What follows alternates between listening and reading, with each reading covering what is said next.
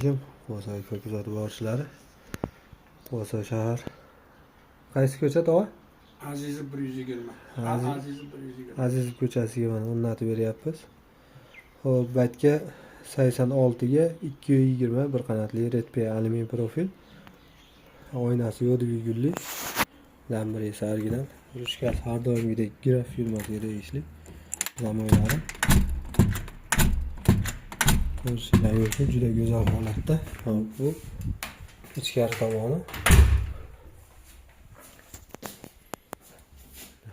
Har doimgidek Quvasoy akfada 4 ta tomosha. Lambiresini ko'tarib berganmiz.